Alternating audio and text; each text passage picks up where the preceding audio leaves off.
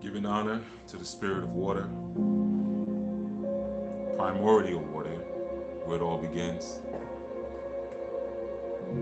It is through the water that we contain our consciousness. It is through the water that we see the false reflection that reminds us that everything outside of us is temporary and unreal. It is through water that we are reminded that it is the universe that should be cultivated and built upon, because the universe is the source cause for the outerverse.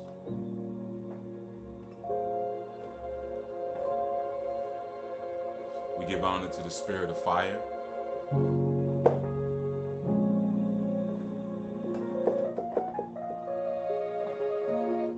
because it is through fire that we learn that all elements have a polarity to be respected. As fire pushes, fire also pulls and absorbs and magnifies the spirit of what we are. So I give honor to the spirit of fire, Ina, Ibashe Ina.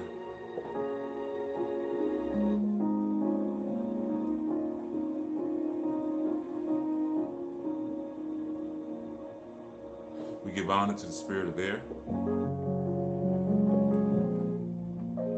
Emi, as well as its reflection, Afefe. It is through the wind that we experience freedom. We give honor to the wind, we give honor to air, representing our intellect, and representing that latent reflection of ether, which we also give honor to, as some call Akasha. It is through ether that all other elements come to being.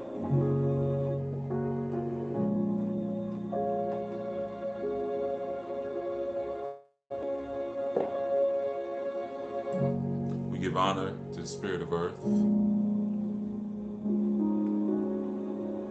It is the spirit of earth that we stand upon and allows us to live out the integrity of our convictions, moving beyond air, allowing us to plant our seeds through great struggle and toil. We get to see the value of inner integrity through the spirit of earth. So we give honor to the spirit of earth. We give honor to the spirits of metal and the spirits of wood.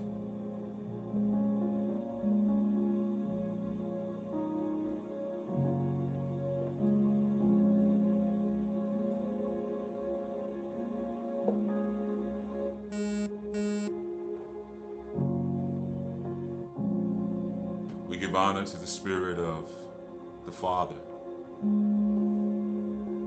providing the first cause,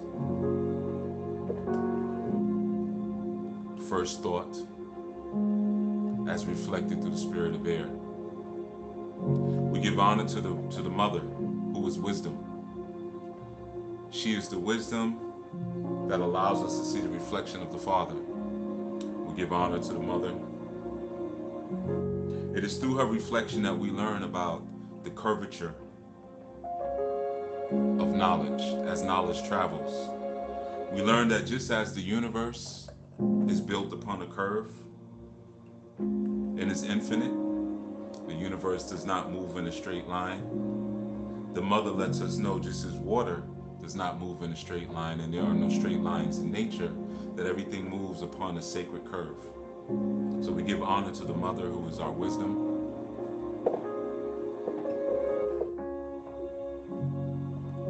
We give honor to the children, who give us the words to speak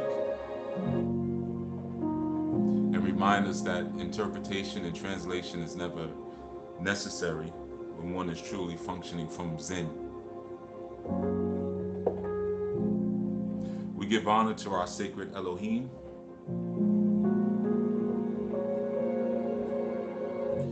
That is the masculine and the female creator.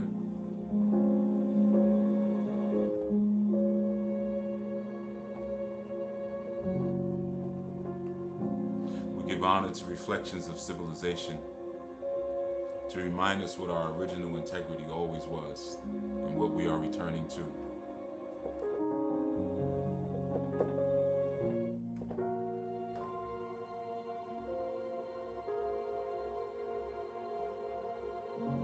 We give honor to our ancestors. We acknowledge them so that they will have the energy to no longer be ancestors and to rise beyond that realm.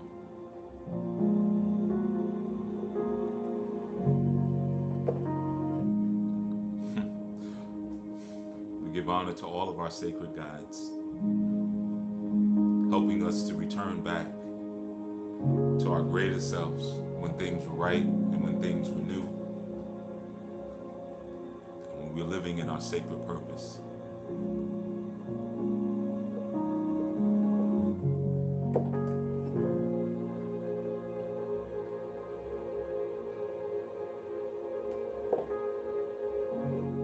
With that, we say,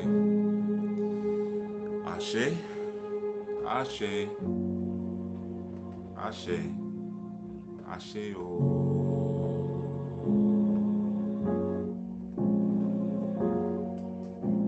Giyabonga, Asante Sana, Madasi Pa, Modupwe, Modupwe, Modupwe, Pupo.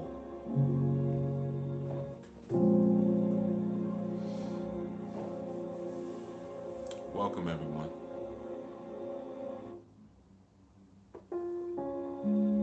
So we are here at another Sabbath, first Sabbath cipher of the month.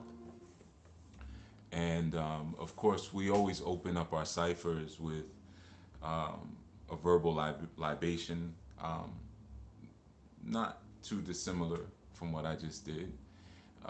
Usually before I am chosen to deliver something, I like to make sure that the energy is given, proper energy is given to all of those guides and forces, the benevolent forces, of course, that help to keep myself, my community, and my family surrounded in wise counsel so that we can create the best causes.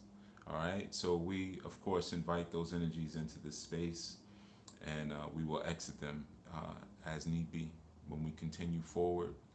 So I will that everyone has had a good strong and that you finished the strong, and that you're enjoying your time today, you're being safe, and of course you're being wise. You know, as always, wisdom is so critical, right? Right reflected wisdom. So real quick, I want to build on something, and then I'm gonna jump back into the cipher with the Anu members. But I wanted to share something publicly, and as you can see from the title of the video, I forgot what I titled it. Accountability, but we're dealing with being accountable for your own purpose, right? So it doesn't matter. Here's the important thing in regards to that. A lot of times we struggle because we don't know our purpose, and to get real short and quick with it, I remember as a young child, so many times being with my mother, and I first heard the title Legba or Ilegba through my maternal figure, my mother, because she was famous for just not being able to find stuff when it was time to go somewhere. Whether it was her car keys or her sunglasses. That was a very popular one. It was usually car keys or sunglasses, right? Um, and so many times I remember, getting pinched or getting a little playful jab because she'd be saying, I'm trying to leg bud, where's my keys? Leg bud, where's my sunglasses? Stop playing. And I'd be like, Mommy, your sunglasses are on your head. Oh, get in the car, boy. Right? It's a common thing. And we all sometimes do that. We're looking for our phone, and our phone is in our. Sometimes we're looking for our phone and we're talking on it. Yeah, I'm heading out. I'm about to meet you. I'm just looking for my phone. You know, and we're on the phone. And one of the things that you find that is very common with that, a lot of it even translates into desire, right? Into what we want. A lot of times, it's difficult to start to even have conversations or to think about what purpose is, because someone may ask a question like, well, if you had it your way, if there are no presuppositions, um, what would you do? If you could do it without consequence or whatever, what is it that you would do? And oftentimes people will pause for a moment and they'll think, and then they'll say, I don't know. I don't know what I would do. Or sometimes even in relationships, I don't know what I want. I know what I don't want, but I'm not in tune with what I do want. And there is a very sacred value there that sometimes we skip over because it can be complexing. Especially those of us who work with people in terms of in a therapeutic capacity, and we're trying to work with their emotional body, we're trying to work with their mental body, and depending on the environment, we might be secretly trying to work with their spirit body. Some places you can't mention spirit, even though a person's uh, root issue is spiritual. You have to, nowadays you can say energy. That's acceptable now. But with that being said, a lot of times it's very difficult because Western training would have you begin to try to exhume or to uncover what it is that that individual wants in life, or try to help them to figure out what it is that they want in life. That's your Western training will kind of tell you like, well, let's go through a couple of steps here and let's look at some things. Or what are you interested in? Do you have any hobbies? What really excites you? Or what is your bliss? We use terms like find your bliss and things like that. And none of that ever really truly hits the mark, which of course keeps those sort of industries industrious. It sort of keeps them in business. But the truth is, it never really allows anyone to heal from this internal conflict that they're having between not knowing what they want in life and not knowing what they came to be in life, because they're often intricately linked, right? uh, the reality is, just like my mother flipping over furniture and looking through things to find her sunglasses or her keys. um, the reason why you never really know what you want is because you already have it. um, it's very difficult to find things that are already on your person, you see. So when we start speaking about what I want in life or my purpose in life, the reason why you don't know it is because you already have it. And through the training and through the process of the institutions that we're brought up through in life, you're literally trained to forget it. You're literally trained to forget what it is that you came here to be. You're literally trained out of what you want. You go to the cafeteria, you get chocolate milk, or you could get, I guess, milk, plain milk, right? Um, but there were children like me who I didn't like milk, as a youth, and I didn't like to drink things in around other people. I had a little issue with that as a child, going into the cafeteria, um, especially because sometimes children like to play around and grab someone's milk and throw it and toss it and all of that. Or you might be online and your friend be like, here, and put a milk on a tray for you. I don't want it, because I never liked to open my mouth too much and ingest liquid around groups of people as a child. I thought it was unhygienic. Um, nah, I'm not too dissimilar now. I don't like eating around a lot of people. I don't like putting things into my mouth when there's a lot of energies around me. I'm the type that will go to a restaurant, get takeout, and eat in my car in the parking lot of the restaurant, right? So I have a choice in what I can do based upon who I am and what I am, right?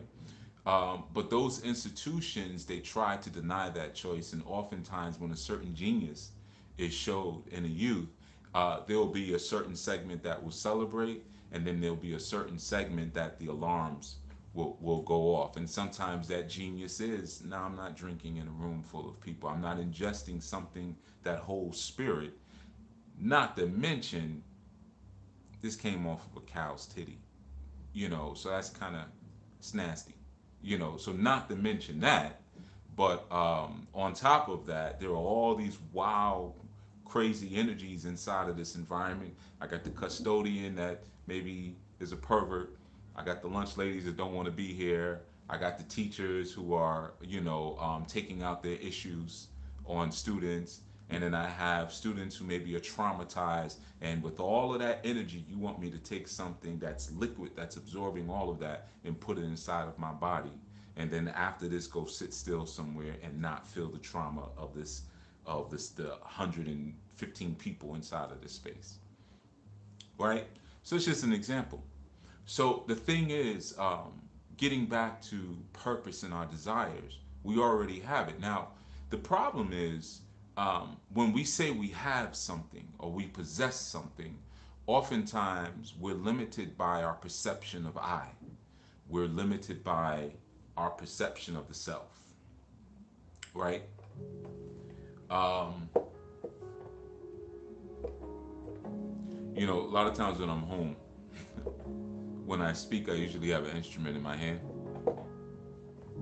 So that's kind of how I speak like this,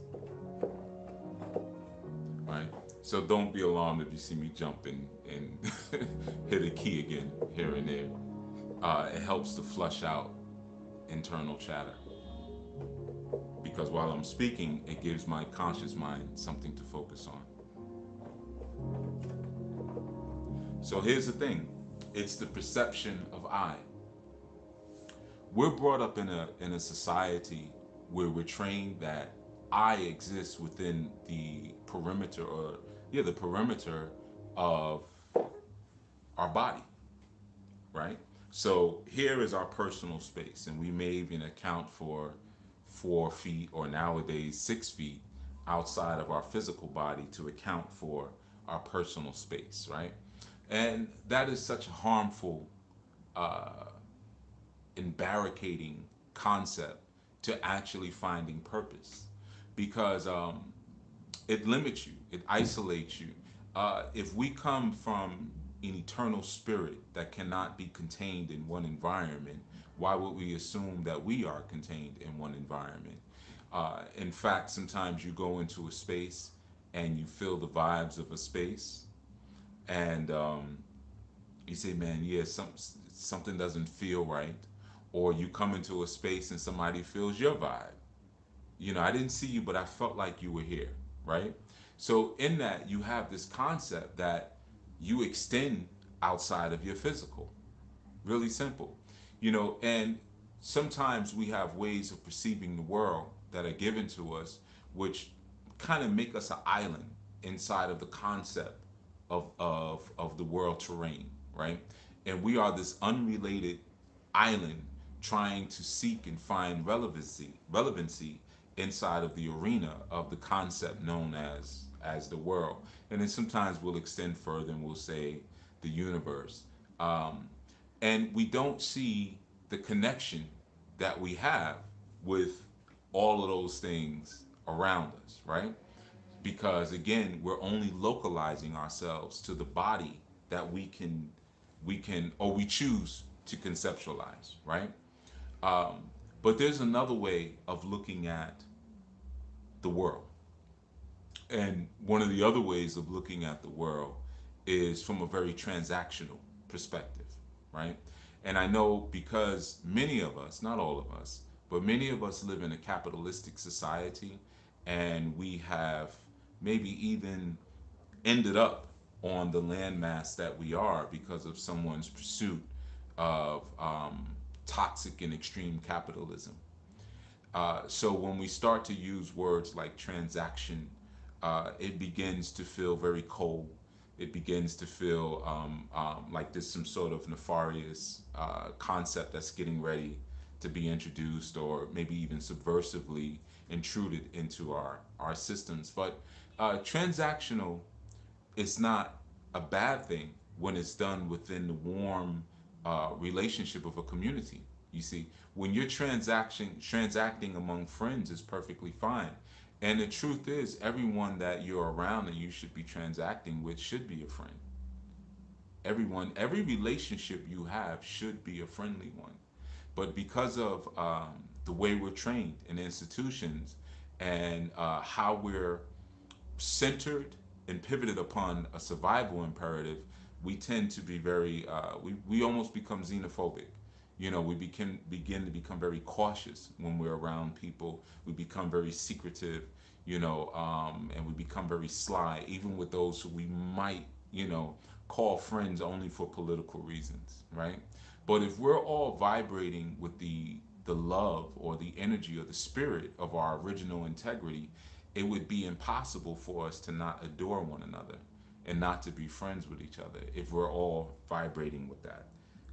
That's why it's so easy for children to make friends, because they're still vibrating with that. But then the more we institutionalize them, the more they break apart. So then around 13 years old, they start to form cliques. 12 or 13, whatever the middle school age is, now they're over here with this one, and these are the nerds, these are the emos, these are the goths, these are the jocks, these are, it just, I'm sure it's changed now, but because of the institutionalization, now we are beginning to wean the deity out of them.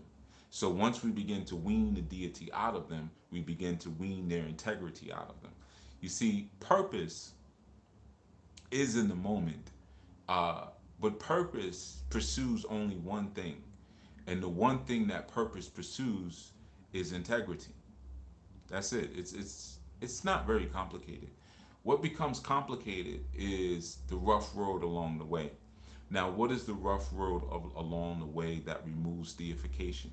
The rough road along the way that removes deification is compromise. You see, so as a young person is going from Head Start, pre-K, you know, uh, through their tenure. And when I say institutionalized, I want you to understand it doesn't. I'm not just speaking about public school. I'm also speaking about what happens in the home. I'm also speaking about what happens in their religious institutions, and just what happens in their general community.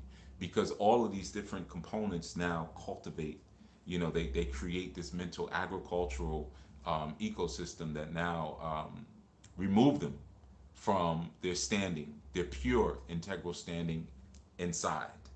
You see, because when we're young, we're all looking to build up ourselves internally, to build up an inner verse or an inner kingdom that allows us to really see who and what we are. And we enjoy that process. We'll sit and we'll color by ourselves. We'll play with toys by ourselves. We'll sit in the back of a car on a long trip and just talk to ourselves, or talk to the birds or wave at people. We're developing a sense of who we are and what we are, and we're very content in doing that. Sometimes that contentment can be a rub to other people. Why don't you be quiet? Who are you talking to? Why don't you go play with your friends? Why don't you go play with this? Y'all around the same age, you should play with each other. And all of these different things, they begin again to further institutionalize us into the idea, number one, that we are not enough. But also, they take us away from the building the inner, and now we seek to build the outer, which is only temporary. So it becomes very dangerous, right? But going back to, or returning and supporting the idea of transaction, right? Like I said, a lot of times with transaction, we see it as a very cold thing.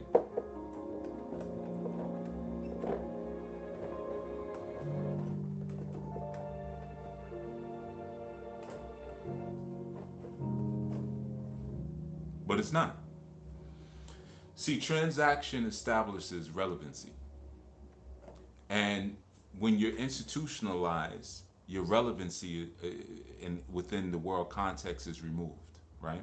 So when you're transacting, what's happening is that you're understanding reciprocity, right? I give this, I get that, right? You give this, you get that. So there's a sense of the responsibility that we have for what occurs outside of us, right? So if I can generate a good cause within myself, then I'll generate a good transaction or effect outside of myself, right? It's a pretty simple concept, but if anyone has really been in tune with the general consciousness in the Anglosphere, you'll see that one thing, and not just really the Anglosphere, I can't really say that, so I have to say globally. Accountability is like kryptonite nowadays. People will say and do anything to avoid not only being accountable for the causes in their lives, but being accountable for the effects in their lives. So everything is pushed off to someone else, something else.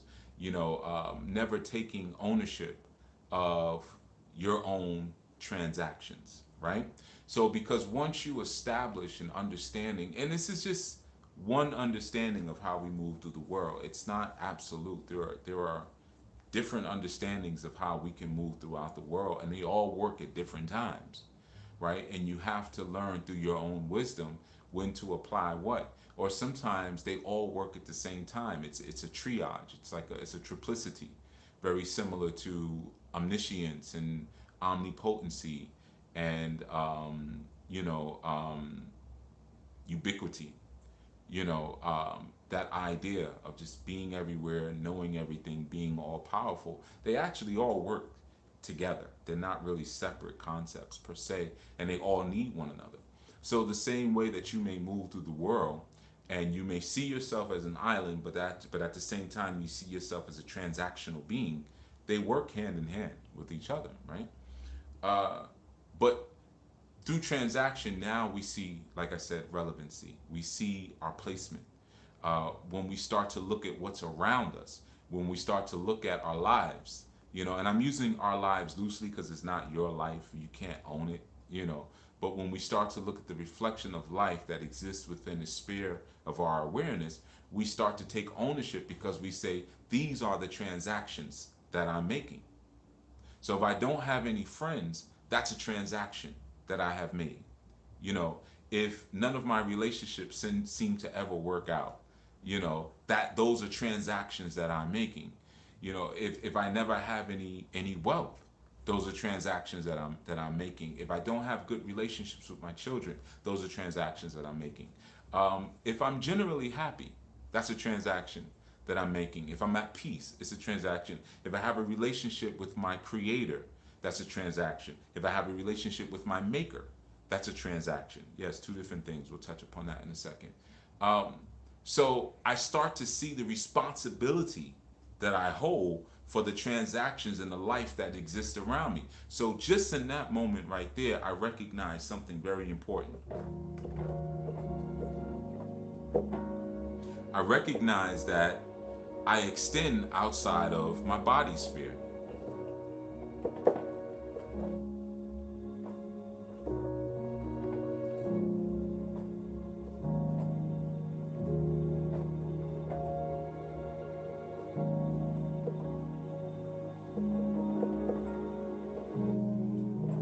Right?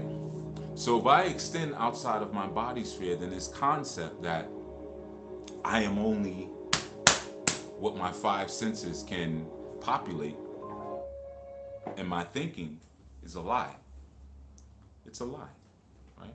I'm not even going to say it's wrong because that applies a level of inoculance on the people who taught you that. I'm going to say that they directly lied to you, right? And then they establish a culture of unaccountability in order to keep you further away from the idea that this is actually all me. Everything that I'm seeing, everything that I'm experiencing, this is all the causes that I have created, right?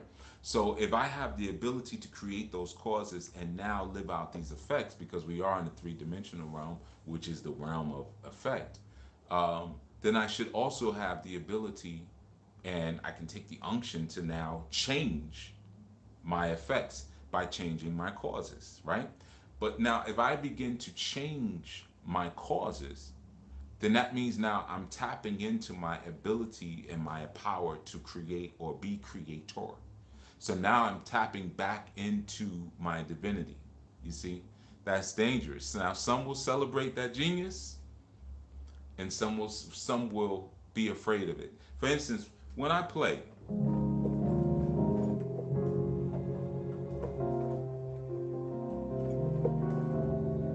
do you know I'm not playing anything? And when I say anything, I'm just making it up as I go.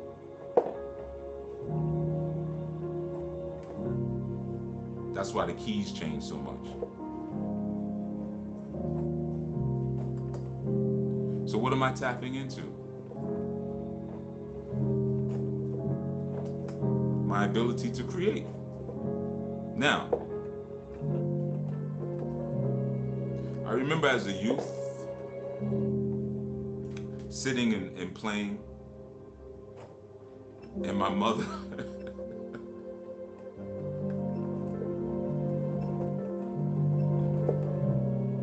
here, I'll give you the example. It's almost a funny story now, but the guitar, right? That's why I actually didn't start on guitar. I started on bongos. I actually started on percussion, and I played that for a while, and still do. And then moved over to. I had a vision of playing a guitar, and I shared it with my mother one day. I was an adult in the vision. I was 7 at the time, and I remember my mother came in my room, and I said, "Mommy, I just had this picture of me. I was on a stage, and it was these lights, and they were all different colors, like red and blue and green, and I was sweating, and I was playing a guitar." And she was like, "Really?" That's all she said. She said, "Oh, that's interesting." And literally the next day, my pops came in the room with a guitar. He was like, "Here, he ain't, no lessons." He's like, "Here." um, a guitar I still have to this day. Um, and what I did with that guitar is I just stuffed my toys inside of it. So it actually became more of a backpack. I actually never really played it, right? Until some years later. That's a longer story, but either way, I played it, and I would just start making up stuff, right? And I remember one time I was in the room playing, and my mother said, "You know what you playing?" And I said, "No." She said, "You playing the blues." I said, "Okay." What's the blues? Right? So at that point, she recognized that, okay, maybe it's time to step it up. And I remember what I was playing. I was playing.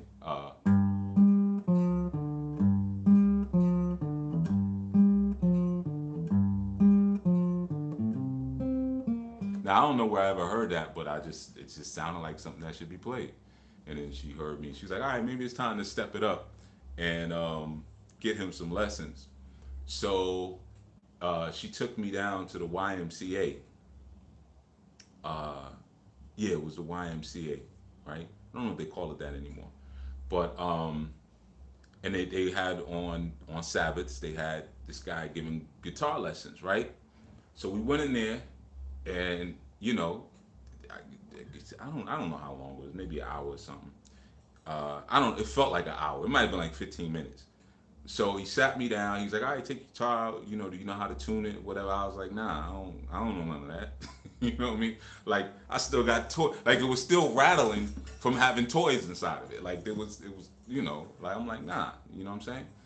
So he put some sheet music in front of me. He's like, "Dude, this is how you read notes, and we're gonna learn Twinkle Twinkle Little Star." So he had me playing.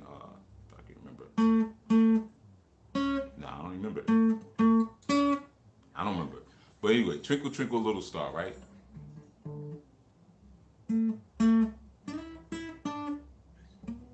I don't remember, right? So around the time of the end of the lesson, right? I'm playing and I'm bored out of my mind. I'm like, twinkle, twinkle, little star. What is this? I don't want to. That's not what I wanted to learn how to play. This is whack. I wanted to learn how to play Heard It Through the Grapevine, right? Because I learned a little bit of it, and I thought maybe he would teach me the rest, right?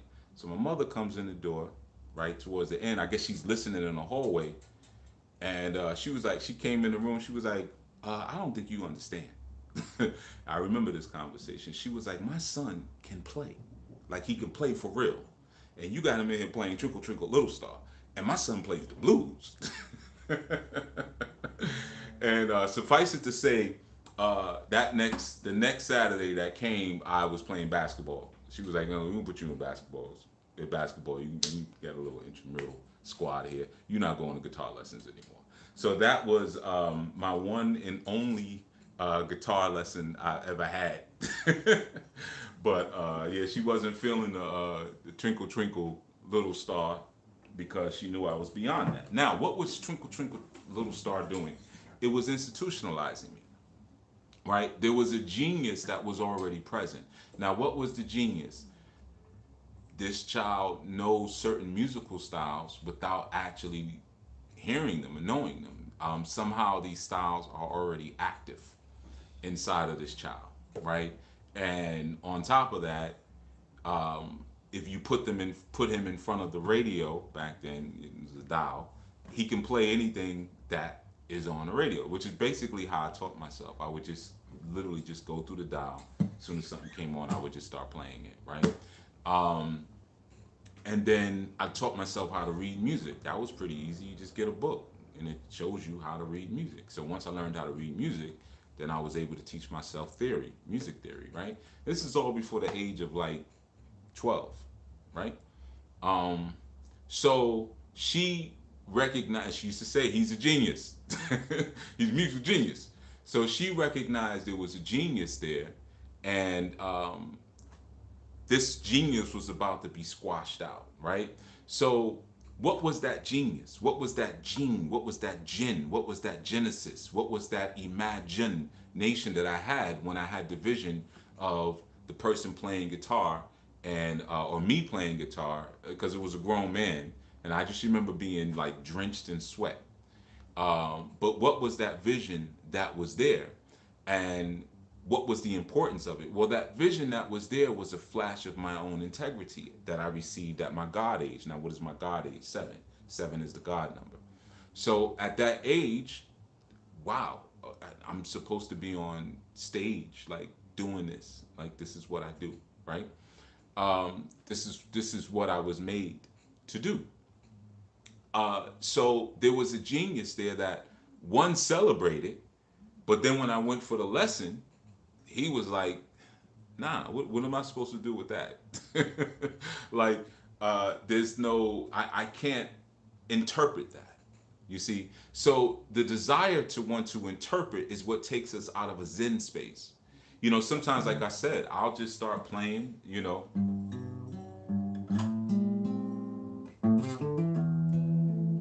just because it puts me into a balanced place,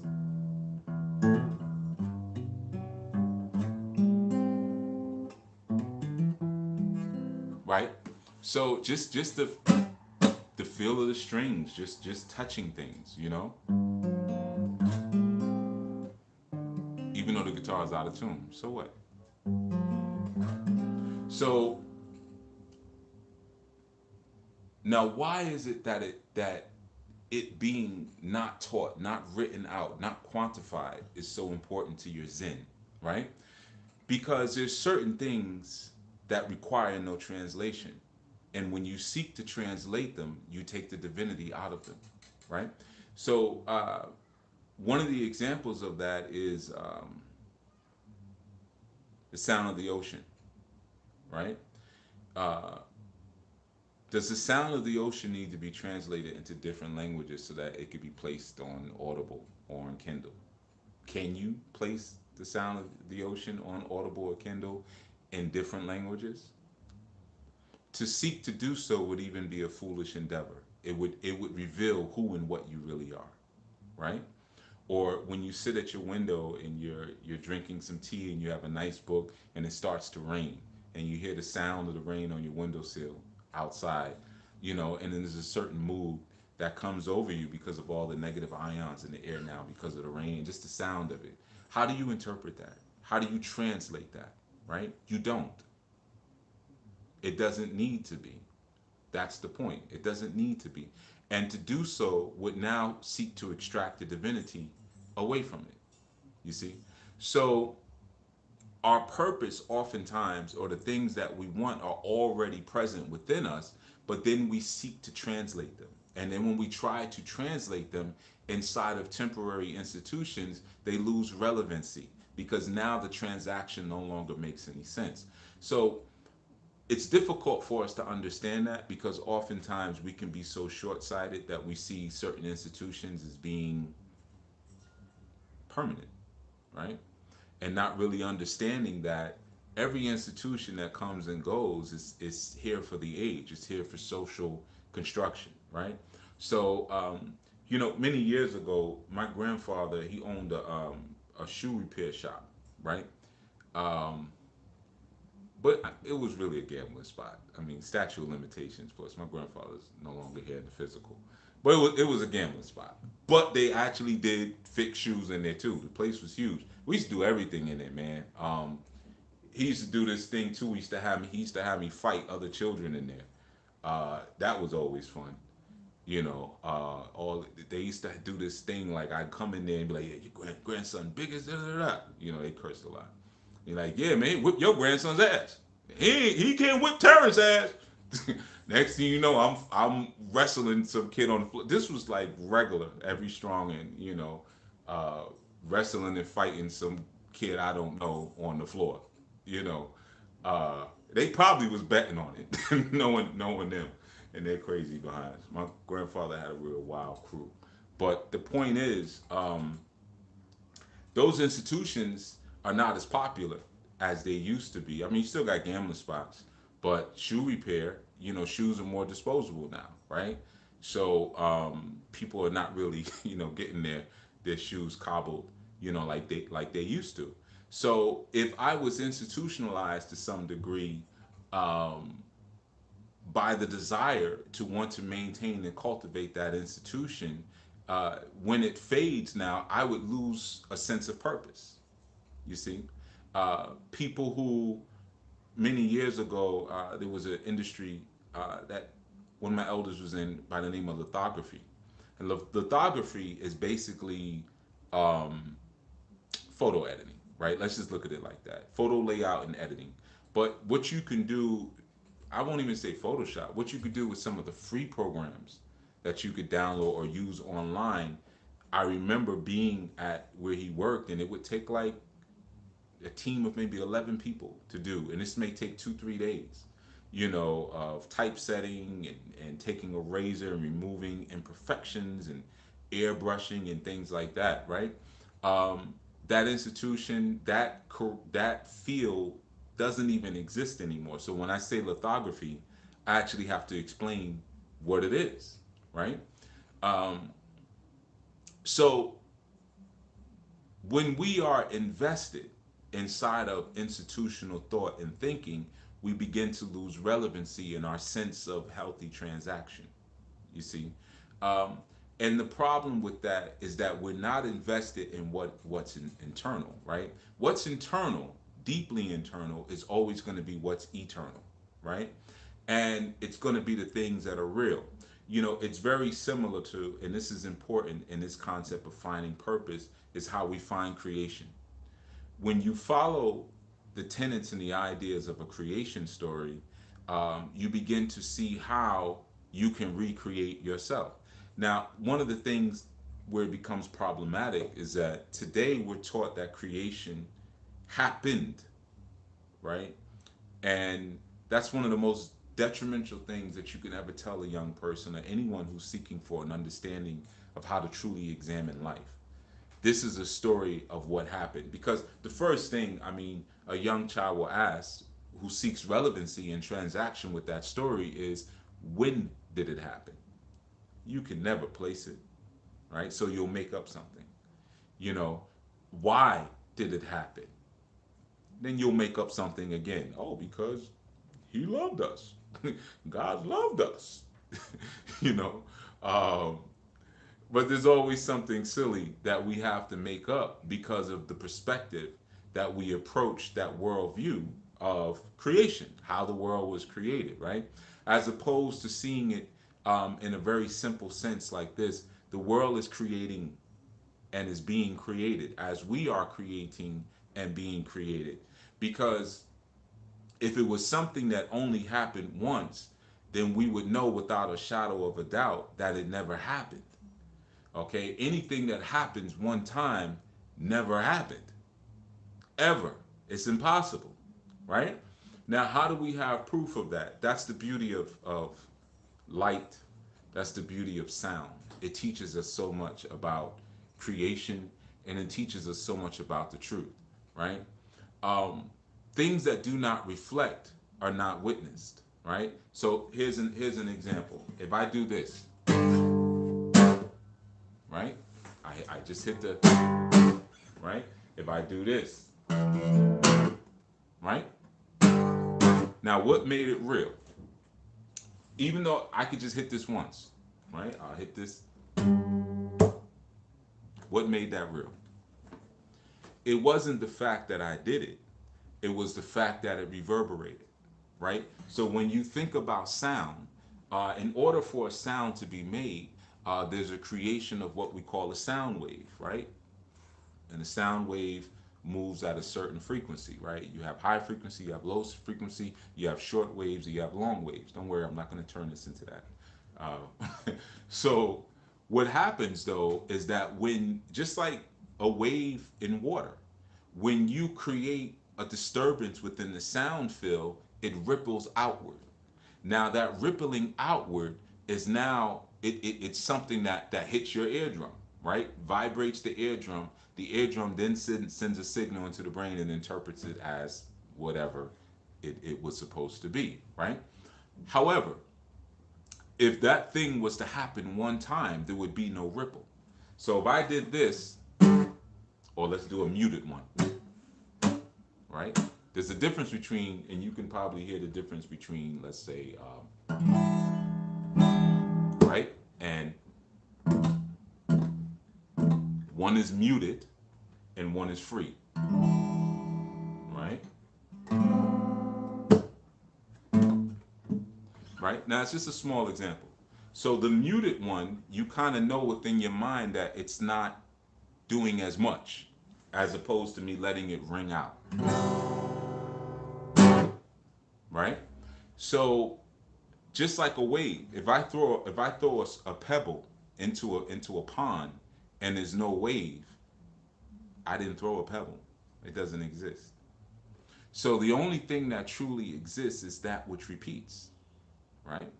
So because if it didn't repeat, it didn't have the force of causation. If it didn't have the force of causation, it's not real because the force of causation is the deity force.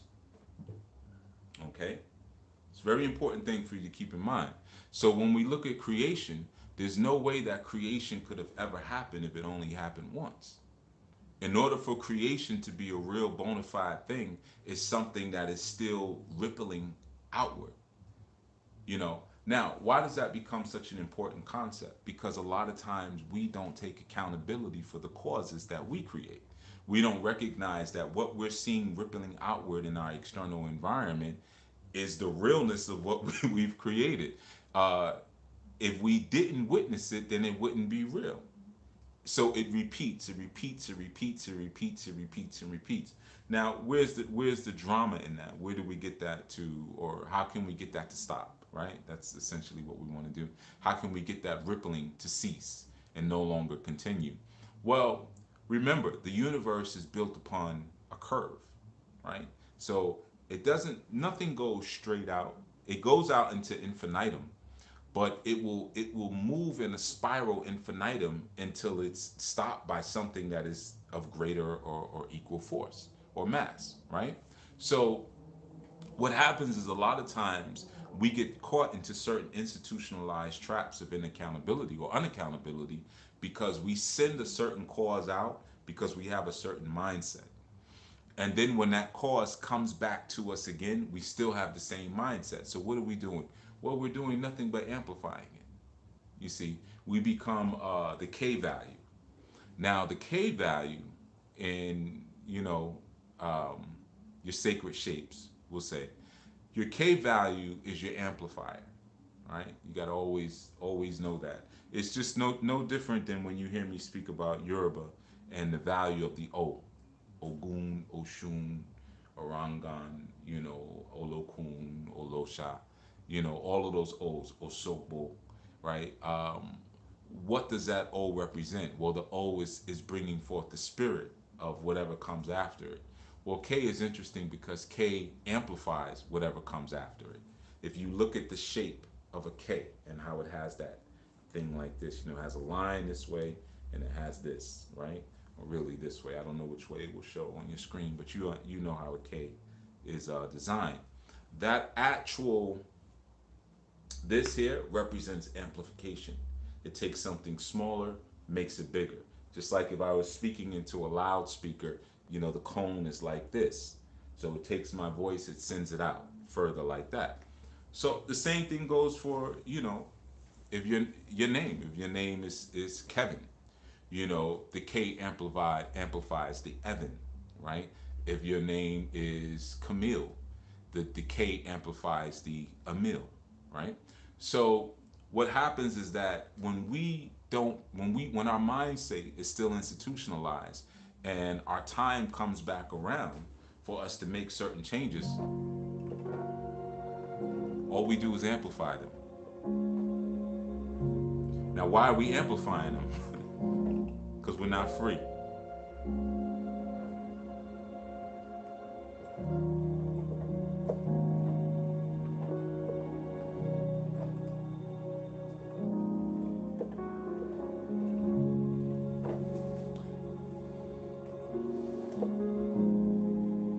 Why are we not free?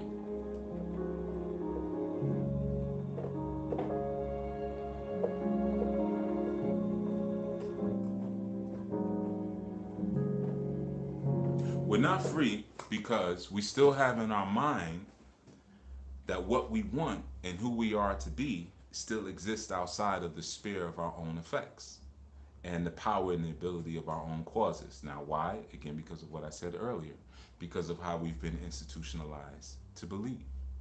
You see? So, my purpose is out there. What I want is out there. And once I receive it, I'll be happy in here. Isn't that kind of crazy when you think about it? If the causes that I have internally are creating my external effects, which of course tells me again because your effects are temporary, your internal thoughts create external spirits. Those spirits don't last forever, but those internal thoughts do determine your destiny. You see? So, what happens is that we're trained to focus on the external. We're not trained to focus on the internal, so then we're never truly free because the only standing that we could ever truly have is internal standing. You see, that's the only standing we could have is internal standing. Why? Because freedom only really exists internally. As I've said before, freedom is a destination. But where are you seeking to arrive? You're seeking to arrive to an internal destination. Freedom isn't, on a map that you could look at. Even if you say, well, when I die, I'll be free, like Kunta Kinte said, that's still seeking for a destination really outside of what you have right now. You see, as long as you're pointed and focused in that way, you'll always be a slave. So for some, their slavery is tied into what they believe they want in life, right? Or not want in life, and they're waiting to see it. When I see it, I'll know. When I find it, I'll know. If I could leave this job, then I'd be able to do it. If I could just move, I can't stand where I live, I'll be able to do it. If I could get away from my family, I'd be able to see. If I could get out of this marriage, if I could get out of this divorce, once my children graduate, then I'll be able to see what I truly want in life. What I realize, and similar to Dorothy and the Tin Man and the Lion and the Scarecrow, you already have it. That's why you can't find it, because your sunglasses are on your forehead, because your keys are in your pocketbook. Double check your pocketbook again, because your phone is in your hand while you're looking for it. You see, and then you might tell somebody, "Do me a favor, call my phone for me. Do me a favor, call my phone." And then oh, it's in my hand. Or call my phone. How can I call your phone when I'm talking to you on it? Oh, yeah, I guess I was looking for my phone that I'm talking on, right? So the internal external play becomes very critical in that sense, you see. And the internal play is the freedom play. Taking accountability for your purpose means taking accountability for your causes and recognizing that I exist outside of my immediate physical sphere, and the existence of my effects extend outside of my immediate physical sphere. So the existence of my effects are out there, and those effects are temporary. Then and should I be invested in those? Well, what is one of the effects? Institutions are an effect. I want to be rich. So what I will do is I will establish an institution where there'll be a servant class, and that servant class will learn to work for me. That servant class will learn to do what it is that I may need, to further where I want to be. So I will build an institution to support that. What are one of the institutions that will support what I just described? Of course, public school. We know what the Rockefellers did, right? Here's another one: marriage, having children, right? All of these things support the institution of personal enrichment and personal gain, right? Now, how do we know? There are times, and I'm sure many of you have heard this. If it's not been said to you, you've overheard it, maybe you've said it. As we get older, if we don't have children, somebody will say something like, well, who's going to take care of you when you get old? If you're not married, you're going to die alone. Who's going to take care of you? If something happens to you, people need to know you don't have anyone around you. So what should I do? I should go have some children. Because if I have some children, now I have some servants to take care of me when I get old. Now, I want you to think about this for a second. See, this is when we talk about taking accountability and owning. Some of you, some of you came onto the planet to be someone's servant. And through your institutions, you're taught the value and the dignity of service.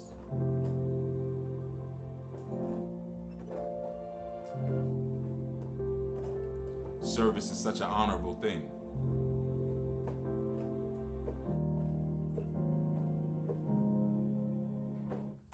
right? And it's trained into you at a young age. Serve, serve, serve, serve, serve, serve, serve. It's so honorable, right? Maybe because your mother was trying to trap your father, so they had you. Maybe because your father didn't have any game to lock a woman down other than knock them up. you know, he didn't know how to get someone to fall in love with him.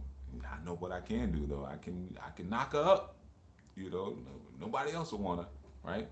So some of you came into being for those reasons. It's very similar to the movie Prometheus. Imagine finally meeting your maker, and then you're like, what is the meaning of my existence? And your maker just like just kills you, just knocks your head like, get out of here. Like, I don't. Who cares?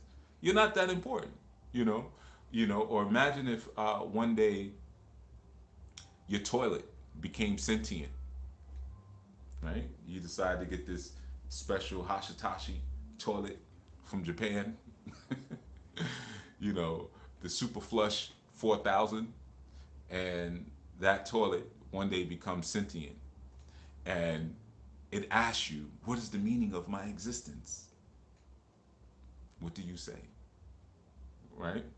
So for some of us, that's a very hard pill to swallow, because like I said earlier, we have our creators, and then we have our makers, right? And our makers further make us into what we are. Some people have had experiences where they've had children that for whatever reasons they've not been able to raise, and when you may come in contact with that child, you're like, "Ooh, this is what is this? This is not what I intended." So you realize you created one thing, but maybe somebody else, maybe foster care, maybe an adoptive parent, maybe the other parent, whatever the situation, they made another thing. So there's a maker and then there's a creator, right? So it becomes very difficult sometimes to break away from the cycles of our makers, right? And sometimes because we live in a very selfish society, it's hard to imagine that some of us were not made for benevolent reasons or altruistic reasons. Some of us were made for very selfish reasons. And we can continue the cycle, or that again, that curvature of the reasoning why we were made, right? Some of us were made because, again, your parent may have said, "Hey, I want somebody to serve me as I get older," right? Um, and then you get older and you feel a guilt or you feel an obligation. I got to take care of my pops. I got to take care of my moms. I got to take care of my elders. That thing is already built inside of you. But I'll tell you a little secret with that really quickly. As I've told my youth, don't worry about me. Don't worry about me. I will pay someone to take care of me when I get that age, because I'm not going to put that on them. That's no. I didn't bring them on this planet to feed me and wipe my behind, right? So I've established myself financially so that way when that time comes, I could pay someone to do it. I don't mind dying in the arms of somebody I paid. It's not that big a deal. See, a lot of times, what our greatest challenge is not really our fear of death. No one's really afraid to die. Well, we're really afraid of the pains of death, and the pains of death are the pains of change. That's really the problem.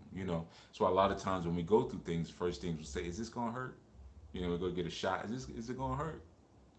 We don't mind being on the other side of something, but it's the pain that you have to go through. So you have to come to terms with that early, right? But I didn't have my youth for them to be servants. That wasn't the plan, right? So even if I'm in a uh, capacitated incapacitated position, I'm okay with my youth leaving me in that incapacitated position. I'm not going to pull them back down into the bottom of the barrel because I can't get out the barrel, or I'm too old. No, you go ahead, you climb out, go do your thing, spread your wings, right? So there's a big difference between that and you got to take care of me, right? You ever read the book like Water for Chocolate, you know, and you see an example of that where a young girl, there was a tradition that the youngest daughter would have to take care of the mother, so she was never allowed to marry, you know. So that's an example of something like that, right?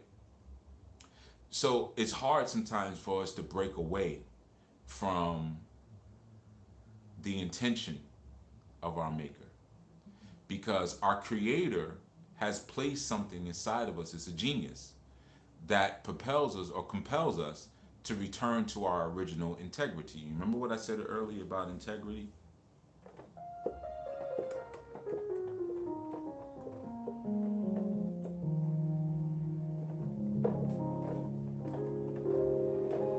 Integrity is our original purpose. And what is that basically? Just to be what you were designed to be, period. Not what you were made to be, what you were designed to be. Now, if you understand that your DNA and your design is based around the creator of all, then you'd understand, well, what I'm designed and created to be is an Elohim. So anything outside of that is earthly and secular institutionalization of my spirit. You see? So even if I come forward and, you know, I'm told, you should get married and, make some babies and be able to do something for your community. Why? Why do I have to do that? For what? how do I know that that's supposed to be my original intent? How do I know that that's my? Now I know that benefits you. I know that benefits, you know, the community, which there never really is any community, you know. But how does that bring me closer to my integrity? And the reality is, my integrity is something that only I can discover when standing internally, you see, because I'm returning to what I was designed to be and what I was trained to forget to be. And when I'm willing to do that, there's two things that happen. One, I become accountable for my causes slash accountable for my purpose, because your root will and cause is your purpose. Um, and I now inch closer to that destination that we call freedom, because I'm standing internally. Freedom is here. It doesn't go further than what's here, the self.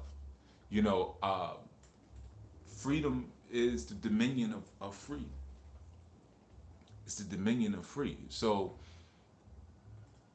if I go into an environment and there's someone there who is not free thinking, but I am free thinking, does that mean now I'm a slave?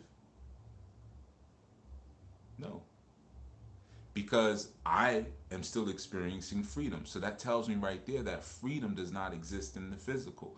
Liberty exists in the physical. We can be in a space and both be at liberty to do what we want, or be at liberty to move, or at liberty to do nothing. But you may be free and I may not be free, because freedom exists within my own universe. And when that freedom is realized and that freedom is actualized, then I will realize something very important, that I already know what I want. I always knew what I wanted. I was trained out of accepting it.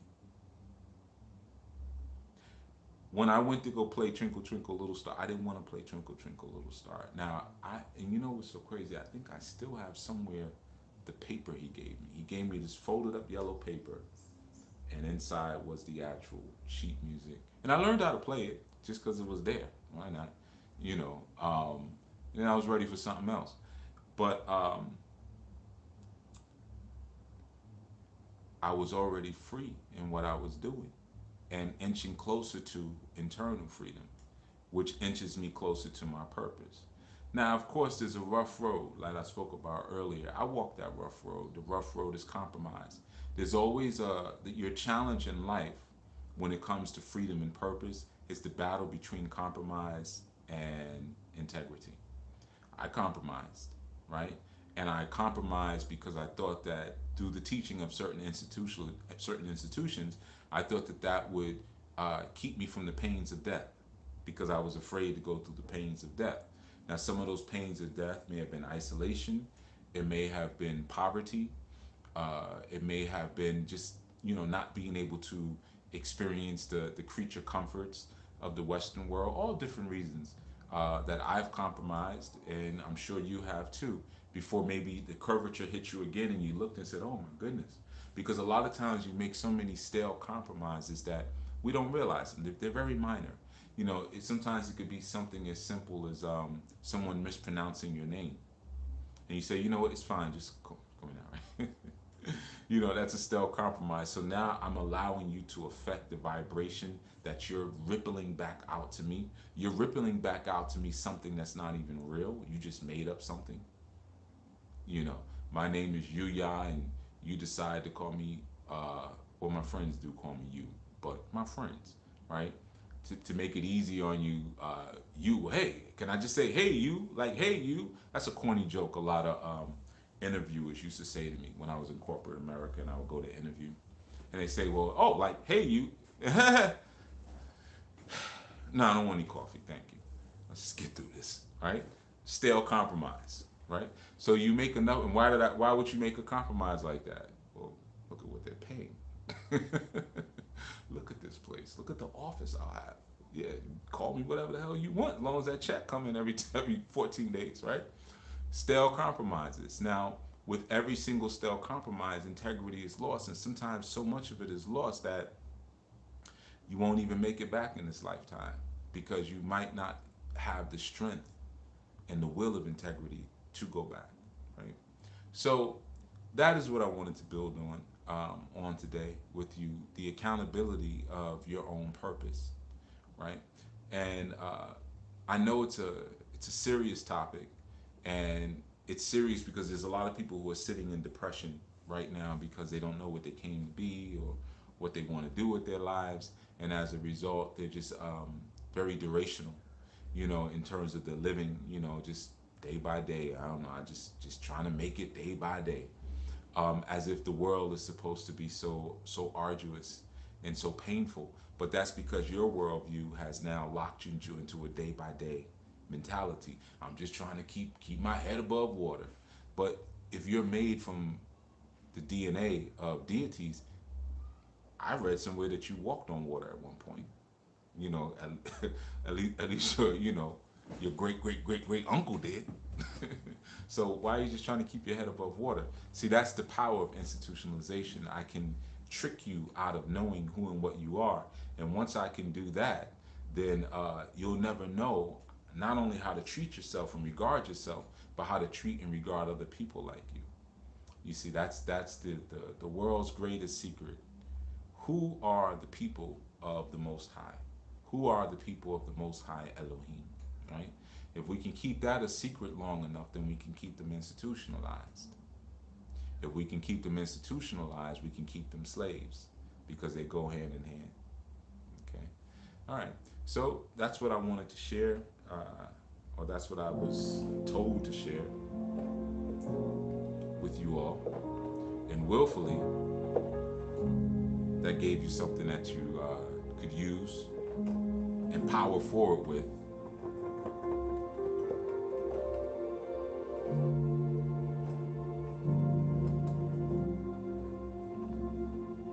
And for you, our new people, I'll see you in a minute or so, all right? So everyone, thank you for coming through. And willfully gave you something that will spark some change for you and a different kind of thinking, willfully.